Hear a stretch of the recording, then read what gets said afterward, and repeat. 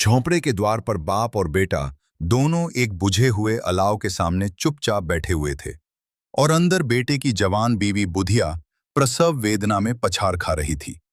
रह रहकर उसके मुंह से ऐसी दिल हिला देने वाली आवाज निकलती थी कि दोनों कलेजा थाम लेते थे। जाड़ों की रात थी, प्रकृति सन्नाटे में डूबी हुई, सारा गांव अंधकार में लय हो गया था। घीसू ने कहा, मालूम होता है बचेगी नहीं, सारा दिन दौड़ते हो गया, जा देख तो आ। माधव चिढ़कर बोला, मरना ही है तो जल्दी मर क्यों नहीं जाती, देखकर क्या करूं। तू बड़ा बेदर्द है बे, साल भर जिसके साथ सुख चैन से रहा उसी के साथ इतनी बेवफाई। तो मुझसे तो उसका तड़पना और हाथ पांव पटकना नहीं देखा जाता। चमारों का कुनबा था और सारे गांव में बदनाम। घीसू एक दिन काम करता तो 3 दिन आराम करता। माधव इतना कामचोर था कि आध घंटे काम करता तो घंटे भर चिलम पीता। इसलिए उन्हें कहीं मजदूरी नहीं मिलती थी। घर में मुट्ठी भर भी अनाज मौजूद हो तो उनके लिए काम करने की कसम थी। जब 2-4 फाके हो जाते तो घीसू पेड़ पर चढ़कर लकड़ियां तोड़ लाता और माधव बाजार से बेच लाता। और जब तक वह पैसे रहते दोनों इधर उधर मारे मारे फिरते। गांव में काम की कमी न थी। किसानों का गांव था, मेहनती आदमी के लिए 50 काम थे। मगर इन दोनों को उसी वक्त बुलाते जब 2 आदमियों से एक का काम पाकर भी संतोष कर लेने के सिवा और कोई चारा न होता। अगर दोनों साधु होते तो उन्हें संतोष और धैर्य के लिए संयम और नियम की बिल्कुल जरूरत न होती। यह तो इनकी प्रकृति थी। विचित्र जीवन था इनका। घर में मिट्टी के 2-4 बर्तन के सिवा कोई संपत्ति नहीं। फटे चीथड़ों से अपनी नग्नता को ढांके हुए जिए जाते थे। संसार की चिंताओं से मुक्त, कर्ज से लदे हुए। गालियां भी खाते, मार भी खाते, मगर कोई गम नहीं। दीन इतने की वसूली की बिल्कुल आशा न रहने पर भी लोग इन्हें कुछ न कुछ कर्ज दे देते थे। मटर आलू की फसल में दूसरों के खेतों से मटर या आलू उखाड़ लाते और भून भान कर खा लेते, या 10-5 ऊख उखाड़ लाते और रात को चूसते। घीसू ने इसी आकाश वृत्ति से 60 साल की उम्र काट दी और माधव भी सपूत बेटे की तरह बाप ही के पद चिन्हों पर चल रहा था, बल्कि उसका नाम और भी उजागर कर रहा था। इस वक्त भी दोनों अलाव के सामने बैठकर आलू भून रहे थे, जो कि किसी खेत से खोद लाए थे। घीसू की स्त्री का तो बहुत दिन हुए देहांत हो गया था। माधव का ब्याह पिछले साल हुआ था। जब से यह औरत आई थी, उसने इस खानदान में व्यवस्था की नींव डाली थी और इन दोनों बेगैरतों का दोजख भरती रहती थी। जब से वह आई, यह दोनों और भी आलसी और आराम तलब हो गए थे, बल्कि कुछ अकड़ने भी लगे थे। कोई कार्य करने को बुलाता तो निर्व्याज भाव से दुगनी मजदूरी मांगते। वही औरत आज प्रसव वेदना से मर रही थी और यह दोनों इसी इंतजार में थे कि वह मर जाए तो आराम से सोएं। घीसू ने आलू निकालकर छीलते हुए कहा, जाकर देख तो, क्या दशा है उसकी। चुड़ैल का फिसाद होगा और क्या। यहां तो ओझा भी 1 रुपया मांगता है।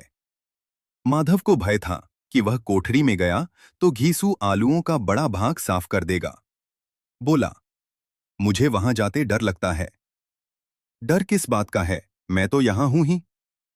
तो तुम ही जाकर देखो ना। मेरी औरत जब मरी थी तो मैं 3 दिन तक उसके पास से हिला तक नहीं था, और फिर मुझसे लजाएगी कि नहीं। जिसका कभी मुंह नहीं देखा, आज उसका उघरा हुआ बदन देखूं। उसे तन की सुध भी तो न होगी। मुझे देख लेगी तो खुलकर हाथ पांव भी न पटक सकेगी। मैं सोचता हूं कोई बाल बच्चा हो गया तो क्या होगा। सोंठ, गुड़, तेल कुछ भी तो नहीं है घर में। सब कुछ आ जाएगा, भगवान दें तो। जो लोग अभी 1 पैसा नहीं दे रहे हैं, वे ही कल बुलाकर रुपए देंगे। मेरे 9 लड़के हुए, घर में कभी कुछ न था, मगर भगवान ने किसी न किसी तरह बेड़ा पार ही लगाया। जिस समाज में रात दिन मेहनत करने वालों की हालत उनकी हालत से कुछ बहुत अच्छी न थी, और किसानों के मुकाबले में वे लोग जो किसानों की दुर्बलताओं से लाभ उठाना जानते थे, कहीं ज्यादा संपन्न थे, वहां इस तरह की मनोवृत्ति का पैदा हो जाना कोई अचरज की बात न थी। हम तो कहेंगे, घीसू किसानों से कहीं ज्यादा विचारवान था और किसानों के विचार शून्य समूह में शामिल होने के बदले बैठक बाजों की कुत्सित मंडली में जा मिला था। हाँ, उसमें यह शक्ति न थी कि बैठकबाजों के नियम और नीति का पालन करता। इसलिए जहां उसकी मंडली के और लोग गांव के सरगना और मुखिया बने हुए थे, उस पर सारा गांव अब कोई क्या खिलाएगा? वो जमाना दूसरा था। अब तो सबको किफायत सूझती है। शादी ब्याह में मत खर्च करो, क्रियाकर्म में मत खर्च करो। पूछो, गरीबों का माल बटोर बटोर कर कहाँ रखोगे? बटोरने में तो कमी नहीं है। हाँ, खर्च में किफायत सूझती है। तुमने एक 20 पूरियां खाई होंगी। 20 से ज्यादा खाई थी। मैं 50 खा जाता। 50 से कम मैंने न खाई होंगी। अच्छा पका था। तू तो मेरा आधा भी नहीं है। आलू खाकर दोनों ने पानी पिया और वहीं अलाव के सामने अपनी धोतियां ओढ़कर पांव पेट में डाले सो रहे, जैसे दो बड़े बड़े अजगर गेंडुलियां मारे पड़े हों। और बुधिया अभी तक कराह रही थी। सवेरे माधव ने कोठरी में जाकर देखा तो उसकी स्त्री ठंडी हो गई थी। उसके मुंह पर मक्खियां भिनक रही थी। पथराई हुई आंखें ऊपर टंगी हुई थीं। सारी देह धूल से लथपथ हो रही थी। उसके पेट में बच्चा मर गया था। माधव भागा हुआ घीसू के पास आया। फिर दोनों जोर जोर से हाय हाय करने और छाती पीटने लगे। पड़ोस वालों ने ये रोना धोना सुना तो दौड़े हुए आए और पुरानी मर्यादा के अनुसार इन अभागों को समझाने लगे। मगर ज्यादा रोने पीटने का अवसर न था। कफन की और लकड़ी की फिक्र करनी थी। घर में तो पैसा इस तरह गायब था जैसे चील के घोंसले में मांस। बाप बेटे रोते हुए गांव के जमींदार के पास गए। वो इन दोनों की सूरत से नफरत करते थे। कई बार इन्हें अपने हाथों से पीट चुके थे। चोरी करने के लिए, वादे पर काम पर न आने के लिए। पूछा, क्या है बे घिसुआ, रोता क्यों है? अब तो तू कहीं दिखलाई भी नहीं देता। मालूम होता है इस गांव में रहना नहीं चाहता। घीसू ने जमीन पर सिर रखकर आंखों में आंसू भरे हुए कहा, सरकार, बड़ी विपत्ति में हूं। माधव की घरवाली रात को गुजर गई। रात भर तड़पती रही सरकार। हम दोनों उसके सिरहाने बैठे रहे। दवा दारू जो कुछ हो सका सब कुछ किया। मुदा वह हमें दगा दे गई। अब कोई एक रोटी देने वाला भी न रहा मालिक। तबाह हो गए। घर उजड़ गया। आपका गुलाम हूं। अब आपके सिवा कौन उसकी मिट्टी पार लगाएगा? हमारे हाथ में तो जो कुछ था वह सब तो दवा दारू में उठ गया। सरकार ही की दया होगी तो उसकी मिट्टी उठेगी। आपके सिवा किसके द्वार पर जाऊं? जमींदार साहब दयालु थे, मगर घीसू पर दया करना काले कंबल पर रंग चढ़ाना था। जी में तो आया, कह दे, चल दूर हो यहां से। यूं तो बुलाने से भी नहीं आता। आज जब गरज पड़ी तो आकर खुशामद कर रहा है। हरामखोर कहीं का, बदमाश। लेकिन यह क्रोध या दंड देने का अवसर न था।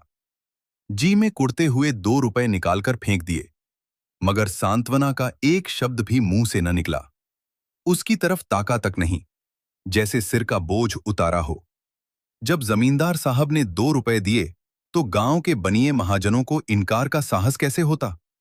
घीसू जमींदार के नाम का ढिंढोरा भी पीटना खूब जानता था। किसी ने 2 आने दिए, किसी ने 4 आने।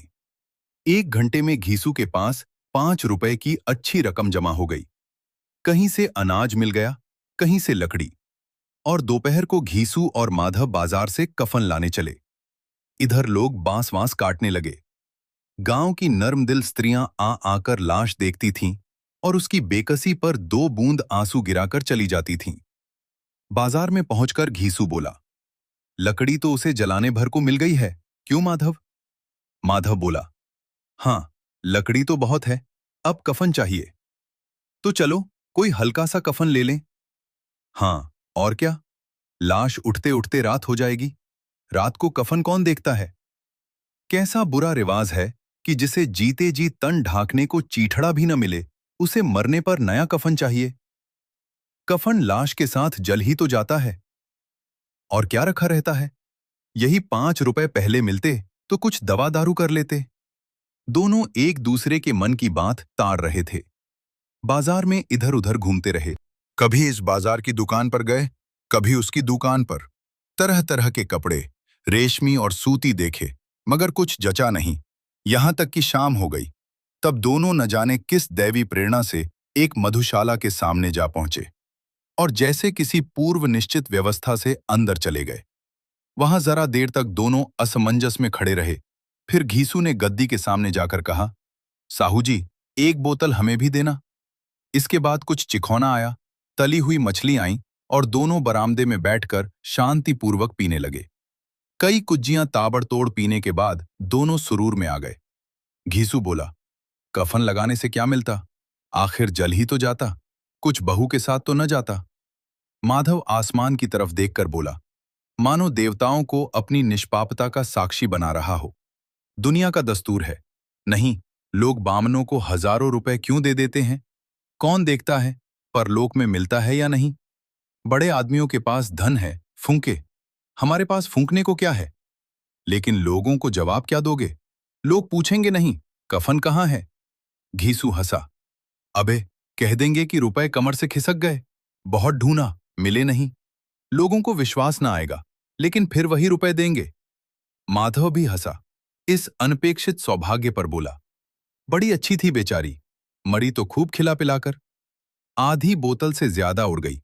घीसू ने 2 सेर पूरियां मंगाईं, चटनी, अचार, कलेजियां। शराब खाने के सामने ही दुकान थी। माधव लपक कर 2 पत्तलों बच रहे। मैं सारे सामान ले आया। पूरा 1.5 रुपया खर्च हो गया। सिर्फ थोड़े से पैसे दोनों इस वक्त इस शान में बैठे पूरियां खा रहे थे जैसे जंगल में कोई शेर अपना शिकार उड़ा रहा हो। न जवाबदेही का खौफ था, न बदनामी की फिक्र। इन भावनाओं को उन्होंने बहुत पहले ही जीत लिया था। घीसू दार्शनिक भाव से बोला, हमारी आत्मा प्रसन्न हो रही है तो क्या उसे पुण्य न होगा? माधव ने श्रद्धा से सिर झुकाकर तस्दीक की, जरूर से जरूर होगा। भगवान, तुम अंतर्यामी हो, उसे बैकुंठ ले जाना। हम दोनों हृदय से आशीर्वाद दे रहे हैं। आज जो भोजन मिला वह कभी उम्र भर न मिला था। एक क्षण के बाद माधव के मन में एक शंका जागी। बोला, क्यों दादा, हम लोग भी एक न एक दिन वहां जाएंगे ही? घीसू ने इस भोले भाले सवाल का कुछ उत्तर न दिया। वह परलोक की बातें सोचकर इस आनंद में बाधा न डालना चाहता था। जो वहां वह हम लोगों से पूछे कि तुमने हमें कफन क्यों नहीं दिया तो क्या कहोगे? कहेंगे तुम्हारा सिर। पूछेगी तो जरूर, तू कैसे जानता है कि उसे कफन न मिलेगा? तू मुझे ऐसा गधा समझता है? 60 साल क्या दुनिया में घास खोदता रहा हूं। उसको कफन मिलेगा और बहुत अच्छा मिलेगा। माधव को विश्वास न आया। बोला, कौन देगा? रुपए तो तुमने चट कर दिए। वह तो मुझसे पूछेगी। उसकी मांग में तो सेंदूर मैंने डाला था। कौन देगा, बताते क्यों नहीं? वही लोग देंगे जिन्होंने अब की दिया। हाँ, अब की रुपए हमारे हाथ न आएंगे। ज्यों-ज्यों अंधेरा बढ़ता था और सितारों की चमक तेज होती थी, मधुशाला की रौनक भी बढ़ती जाती थी। कोई गाता था, कोई डींग मारता था, कोई अपने संगी के गले लिपटा जाता था, कोई अपने दोस्त के मुंह में कुल्हड़ लगाए देता था। वहां के वातावरण में सुरूर था, हवा में नशा। कितने तो यहां आकर एक चुल्लू में मस्त हो जाते थे। शराब से ज्यादा यहां की हवा उन पर नशा करती थी। जीवन की बाधाएं यहां खींच लाती थीं और कुछ देर के लिए यह भूल जाते थे कि वे जीते हैं या मरते हैं, या न जीते हैं न मरते हैं। और ये दोनों बाप बेटे अब भी मजे ले लेकर चुस्कियां ले रहे थे। सबकी निगाहें इनकी ओर जमी हुई थीं। दोनों कितने भाग्य के बली हैं। पूरी बोतल बीच में है। भरपेट खाकर माधव ने बची हुई पूरियों का पत्तल उठाकर एक भिखारी को दे दिया, जो खड़ा इनकी ओर भूखी आंखों से देख रहा था और देने के गौरव, आनंद और उल्लास का अपने जीवन में पहली बार अनुभव किया। घीसू ने कहा, ले जा, खूब खा और आशीर्वाद दे। जिसकी कमाई है वह तो मर गई, मगर तेरा आशीर्वाद उसे जरूर पहुंचेगा। रोए रोए से आशीर्वाद दो, बड़ी गाढ़ी कमाई के पैसे हैं।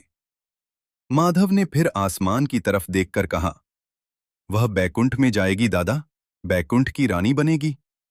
घीसू खड़ा हो गया और जैसे उल्लास की लहरों में तैरता हुआ बोला, हाँ बेटा, बैकुंठ में जाएगी। किसी को सताया नहीं, किसी को दबाया नहीं। मरते मरते हमारी जिंदगी की सबसे बड़ी लालसा पूरी कर गई। वह न बैकुंठ जाएगी तो क्या ये मोटे मोटे लोग जाएंगे जो गरीबों